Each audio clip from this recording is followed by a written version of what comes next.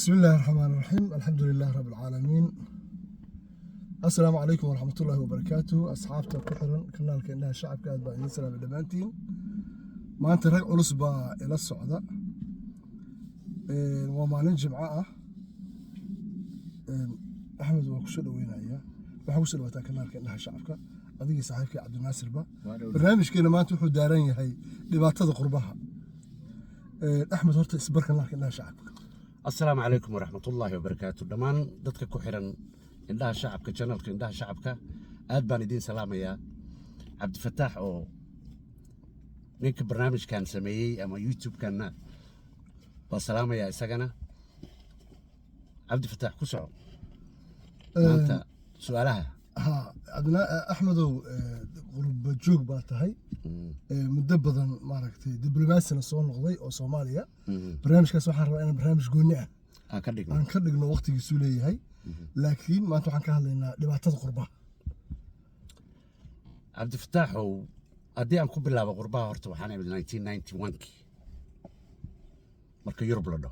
صح وحياة بدنا وأسود تاجنا لكن dhibaatada ugu weyn oo hadda taagan waa familkii iyo carruurtii واساس مد عروت النوار carruurta halkan joogto laftayadu dambiga waxbaan ku leenahay carruurta kaliya yaana saarin واساس halkan meelaad cunug ku edbin karta maaha cunugii haddaadan garaaci karin canaanan karin waa gacantaada waa ka baxaya واساس waxaan arkoo indhahayga saaray oo u soo taagnaa cunug hooyadii garaacay سبحان الله oo 16 years old jiro واساس waxaan u soo taagnaayoo kale mid hooyadii speech oo alla igu ogyahay iska daa in Soomaaliya markii la joogay ilmaha qofka jidka ku arko soo khalad samaynayo yaa garaacay ciddu doonaba ha ahaado صح isagoon aqooninba halkanna kuwii dhalay baanu canaanan karin صح oo adiga baaba khatar galay marka dhinaca kale markii laga eego waalidiintu waxbay ku leeyihiin eedda odagii shaqo u cararayaa islaantii war kama hayso dhinaceeday u ordaysaayoo hagbad iyo ku mashquulsan tahay marka carruurtii hooyadiina guriga ma joogto aabbihiina ma joogto inta badan واساس ama intuu ninku ordayay waa ordayaa leeda waa shaqaynaya واساس hadday ilmihii ka yaro koraan dhibaataduna waa markay 13 years gaaraan ee bilaabataa 13 jir markay gaaraan yaa hooyada iyo aabbuhuba inay u fariistaan la doonayaa ilmihii صح ما سورة لما نقول suuragalna ma noqonayso نواشة ديديس noloshii baad diidayso kiraa la iska rabaa raashin baa la rabaa dhar bay rabaan ma fahanta marka caqabado badan yaa qurbaha yaallo haddaan tusaale ahaan kuu soo qaata hadda ka hor baa laba wiiloo yaryar adigu 20 jir ahay oo meel ku qaylayaan ima jaamacadna waa ka soo baxeen shaqan ka soo baxay Heathrow Airport meel baan soo maray kafee ah ayuu ku qaylayaan ima صح su'aal baan weydiiyey waxaan ku yidhi waa yaryartii soo ma wanaagsanayn inaad wax kale ku bedelataan eray aad iiga yaabiyay ay dheheen labada wiil هي waxay ku dhaheen adeer labadayadaba jaamacad baan ka soo baxay laakiin arrinkaan aad nagala hadlaysid adinka inaa mas-uul ka tihiin la socotaan buu yidhi aabbayaashaya وهذا الأسبوع maxaad ku sababaynaysaa baan ku yidhi adeer inaa mas-uulkana dee dalkeenni haddaan joognayn adinkaana soo qaxiyey buu yidhi intaan adinkaan la keenay annaga waxaan la falgalnay marka shicibkii meeshaan aan ugu nimid iyo dhaqankii meeshaan aan ugu nimid واساس haddaan ba isu soo celinay bay dhaheen oo soomaalida inaan qayilno aan bilown واساس laakiin horay caddaankaas iyo jamaicaankaas iskala socon واساس marka eeddii dhinacaasna waa ka yeelanaynaa markii dalkii annaga soo burburi أحمد أديك قوة dadka wadankii jooga waxay u haystaan dadka qurbaha ku jira dad nimco dhex fadhiya inay yihiin waa gartay waxay hadda waxa lala yaabaya markaad tiraahdo aabbihii iyo hooyadii waa cararayaan oo noloshii bay la tacaalayaan dadka maana lacag la siinin oo guryahooda aysan joogin oo la biilinin oo caruurtooda ay haysanin xaggee ay dadka jirtaa dhibaatada meesha ka jirta dadka qurbaha jira wadankii joog saas u haystaan waxyaalaha dhibaatada nagu hayaba waa dadka wadanka jooga haye qayb bay ka yihiin oo sidee ah abtigii baa kula soo hadlay habaryartii baa kula soo hadlaysa eedadii baa kula soo hadlaysa walaalkii baa kula soo hadlay waalid baad leedahay dhinaca kale xaaskaagana intoo kale ku xiriirto waa saas ma garad dee bishii oon dhammaanin bay taleefonka kugu jiraa kulligood marka inkamkii qofkana waxaa ma leeyahay inkamkii qofkana laba eko waxay u haystaan derbigu inuu lacag lagala soo baxay waa saas annagana xilligaa kale hana wad aragtay waa saas marka ayaga naftooda dhib badan bay ku hayaan dadka qurbaha jooga ciyaalka wixii lagu sasabi lahaa ama lagu sasabi lahaa ayaga qaata dhinac bay ayagu ka qufanaya tooday wataan halka hadda idinka dhex galo naasir 20 sano ka hor ama 30 sano ka hor dadka qurbaha yimid markii Soomaaliya la joogay saasaa la aaminsanaa laakiin hadda waxaan aaminsanahay qurbihii in uu noqday Soomaaliya oo kale boqolkiiba boqol dadkii waa ilbaxeen waana la ogaaday arrimo badan oo waa naga dhaadhacsanaan jirnaan qurbaha iman baa jiri jiray sida Axmed tuu sheegay oo kale waxaan aaminsanaan jirnay dadka inay lacagta sidii caanihii oo kale u daadanayaan laakiin mar qof kasta markuu qurbaha yimid dadka qurbaha hadda lagu soo batay waa la og yahay nolosha qurbaha inay aad u adag tahay hadda intan Soomaaliya ka adag tahay marka waxaan rajaynayaa horta in dadka qaarkiis uu sheegay Axmed way jiraan dad saas u dhibaya dadka qoyska oo nafta u keenay oo dhibaato badan kala kulmaan laakiin inta badan hadda dadkii way ogaadeen oo la og yahay waxa yaala qurbaha teeda kalena qurbuhu sideeduba waxa weeye qurba nacas baa la qurbuhu ma ah Axmed hadda 30 sano dhow ku jooga aniga dhowr iyo 10 sano jooga adiga sidoo kale waynu aragnay qurba wuxuu yahay iyo qurba wax yaala dalka sida kaliya marka horta waxaan aaminsanahay qurbuhu inuu yahay wax aad iyo aad kaafi kala dheer waa marka dalka la joogo dad ka faa'iideena way jiraan dad ku khasaarana way jiraan Soomaalida waxa jiray qoysas ka faa'iido qurba oo carruurtu wax u barteen carruurtu u hagaageen laakiin suu sheegay Axmed majority qoysaska Soomaalida qurbaha ku dhibay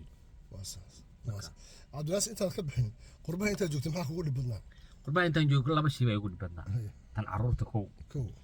iyo waxa kale igu dhib badnaa qurbaha markaan joogay isdhexgalka dadka ajnabiga aad iyo aad bay Soomaalidu ugu degdegtaa hadda Suuriyaan baa soo qaxay way ku degdegaan laakiin markaan arko Hindida iyo indha yarta kuma degdegaan ajaanibta Soomaalidu aad bay ugu degdegtaa waa la falgashaa maalin weyd Axmed waa sheegay waxaan arkay in war Soomaaliya laba ay wata Soomaali xabad sigaar ay siibay war sigaar ma cabaan ku yar Soomaali laba ay waaweyn ee maxaa weey ana iskalbi marka ay la wata anaga ceeb bayna la tahay حرام بين أي أنا ونجيه سألت صوت عم دين الإسلام إنه أي أفكيس كتاب سيء مركا وحيلا بدن باركيس هذا سوشيال ميديا وكله وحيلا أنا هالكشيء كريم بسوق على الصومالية حتى وحنا كأركاي مشالي مسدورات قبر صومالي ونين عدان وطو المهدي دوشة كفولة سيدي نكبة سبحان الله عبد الناصر وأديك قوته سيد وينها إنه لو ذا كان وحيابا ماشي كجرة adiga maadaama dhowr iyo 10 sano hadda qurbaha joogtay weli ma kugu soo dhacday in waddankaaga isaga noqoto haye baa weyn baa u qabaa maxaa kugu kalifay waxa uu kalifay laba shay dhaqanka islaamka kow iyo qofka gaalka si kasta oo kugu qoslayo waa mujrim diinta sheegtay inuu adiga ku dhibaateeyo uu rabaa labada shay baa igu dhib badan inaan ka caro dalkayga ku noqdo aniga ciyaalkayga insha Allah saan rajeynayana waan filayaa in mar intii goorgortay aan ciyaalkii reerkayga aashto koo 90 kii adigu timid qurbaha la sax wax badan oo anaga aan ka ogeyn baad ka ogtahay maxaa kugu dhib badnaa qurbaha wallaahi horta waa arrin adag wey waa saas maalin maalmaha ka mid ah anoo hilib doontay meel oo ariga lagu qalaa hilib u doontay oo Rotterdam ku taal hilibkii baan soo gatay waa waddanka Holland waa Holland meesha aan taaganahay haddoo kale guri hortii yaa baabuurkii iga kululaabay waa istaajiyey gurigaan hor taagnaa yaa oday iridda furay adiga 60 jir meelaha 70 jir oo Hollandeys boonadkii gaarigan furay waa ii yimid biyo waxba ii keenay gaariga baan biyihii ku shubay soo gal gurigii baan galay odagii waa i caawiyey moogta gurigiisii markaan galay odagii wuxuu igu yidhi niyo hal arrin baan kuu sheegay oo wax iigu cajaa'ib badnaayoon arko inkastoo miidiyaha inaan ka sheego wax wanaagsan ahayn haddana waa dhacdo soo martay wey odagii wuxuu igu yidhi niyo nin taajir ahana enough money baa haystaa gabadhan yaraan qabaa 29 jirka waxaa rabtid baan ku siinayaa waa ii imaanaysaa gabadhan baad ka shaqaynaysaa hortayda hal mar baan intaan booday istaagay yaan ku iri ayu crazy adi waalantaan ku iri iriddana waa ka soo baxay wixii igu cajaa'ib badnaa igu naxdin badnaa iga soo mara taase maxaa kugu farxad badnaa waxaa igu farxad badnaa waraysi hadda ka hor aan halkan ka bixinay waan rajeynaya inaad dhegaysateen nin odaya oo 20 sano qurbaha joogay wuxuu yidhi maalinna maan farxin adi farxadii kugu badnayd maxay ahayd waa markuu cunugu igu dhasho baa farxay marka ilmo meesha kugu dhasho bas waad ku farxay maalinka la ii dhalo sax farxad taa iga weyn ma jirto sax farxad kaloo iga soo martay qurbahana ma jirto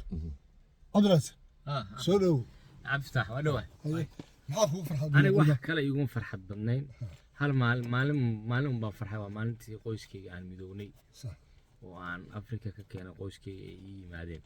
maalintaas baan farxay carruurta dhalanaysana waa lagu farxaa 100% laakiin yurub intaan joogo maalintaasaan farxay ninkii yiri maalin ma farxino waa la qabaa yurub farxad ma taal marka hal su'aal baa imaanaysa labadiin aan axmed iyo cabdinaasir maadaama aad aragteen dhibaatada qurbaha ka jirta maadaama carruurta ay ugu sii badan tahay oo taabateen labadiinaba inay macnaha carruur idinkugu dhalato ama inaad carruur keensataan dareenkiina sidee buu ahaa wallaahi dareen ahaan aniga haddaan ka hadlo soomaalidaan la qabay soomaalida carruurtii qoysaska keenaysay soomaalida waa soo yaacaysay yaacaas un baan la qabay maahe dareen ahaan haddii sida aan hadda ahayn waaga ahaan lahaa ma jeclaadeen inaan yurub axmed ogtahay horta waxa na keenay waa wixii dalka ka dhacay waasaas qurba nin waxbarasho u soo aaday iyo nin wafdi ahaan ku yimaadaa imaan jiray waasaas laakiin maadaama la soo qaxay yurub waxaa na keenay qixi iyo dhibaatadii dalka iyaga ka dhacday laakiin haddaysan dhibaatada dalka iyaga ka dhici lahayn nin walba meeshiisu imaansan lahaa joogi lahaa beeraha iyagaa iska qodan lahaa ma garata marka maanta barnaamijkeennii falanqaynta qurbaha iyo dhibaatadiisa ma dhammaanayso runtii haddii aan sii wadno kuma dhammayn karno daqiiqado iyo saacado iyo wax la mid ah barnaamijyo kalena waan kusoo qaadan doonaa axmed iyo cabdinaasir oo maanta barnaamijka igala qayb galayna waa u mahad celinayaa dhammaan kanaalka ilaa shacabka ah dhammaantiin waa idin salaamaynaa shanalka lagu soo yaaco hala sheer gareeyo waa in salaamaynaa barnaamijyo badan baanu ka hadli doonaa insha allah oo siyaasadii ku jirto dhibaatooyinka dalka ka jira aan ka hadli doono colaadaha waxyaalo badan insha allah waa in salaamaynaa salaamullah salaamu alaykum